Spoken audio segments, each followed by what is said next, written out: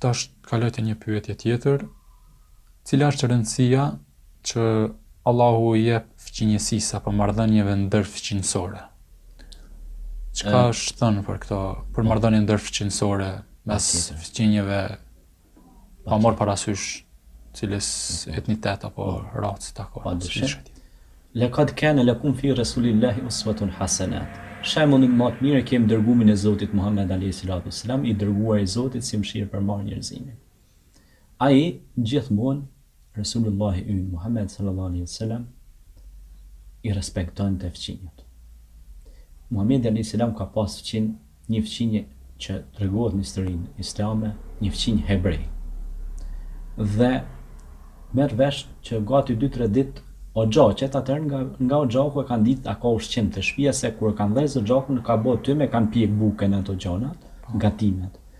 Edhe e shes që 2-3 ditë nuk po qet tym Oxhaku dhe i thot Ajshës, shko thot trokit tek dera e filan kujshis edhe pyet gruën e tina a kanë ushqim tek shtëpia.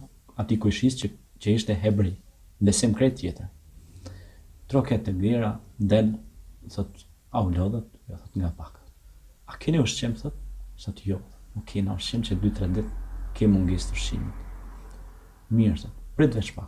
Shkon te Resulullah, thot, ja Resulullah, nuk pas kanë ushqim.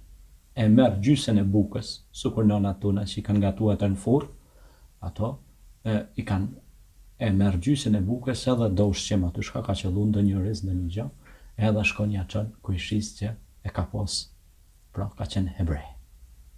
Pra kështu na mësoi i dërguari i Zotit Muhammed sallallahu alaihi wasallam. Pastaj pejgamberi selam hypi një ditë në mimber, në hutbën mbajke ligjërat. Foli qash shumë për kujshiu, për fëqinin, sa që ata të praneshme shokët e Resulullahit, tani Resulullah mos duhet me shkruajt edhe atij në trashëgimi në testament pasurie. Se qash shumë foli që duhet me pas kujdes ndaj kujshisë, duhet me respektu fëqinin, duhet me nderue, mos me ja prish rrugën, mos me ja shtramu derën, mos me bon zhurëm kur ata flejnë e kështu me radhë. Pastaj është edhe një rast që nuk mund të rri, po e përmend rasti i Ebu Hanifes, ka qenë një dietar i madh islam, Numan ibn Thabit. Ai o sjell jashtëzakonisht mirë me fëqinjtë e tij.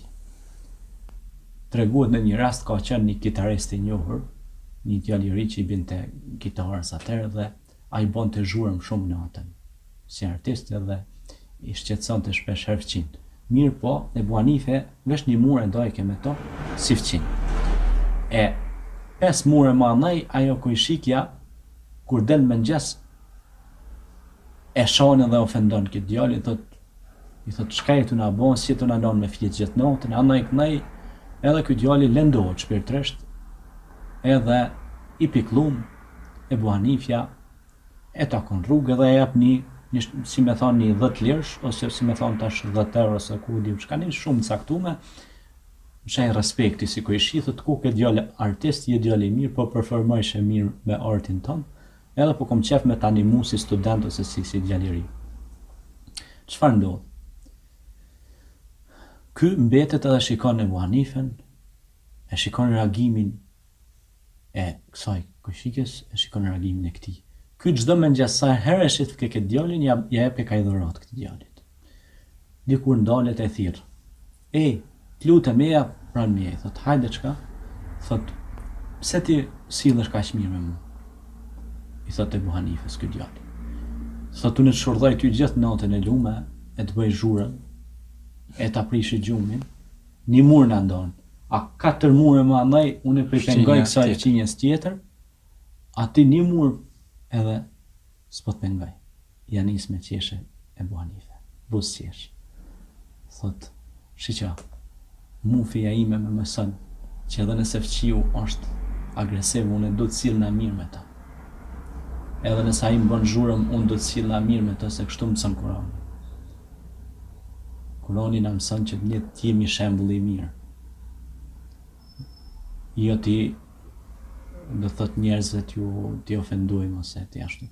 Thot, atëherë thot ky djali, thot, shiko thot, atëherë nëse na po të mësoj ka kjo feja jote kështu, ky Kurani jote kështu, apo ma mëson edhe mua që atë Kuranin tonë, që ti jemi sjellshëm, ti jemi njeri i mirë. I thotë Ebu Hanife, patjetër.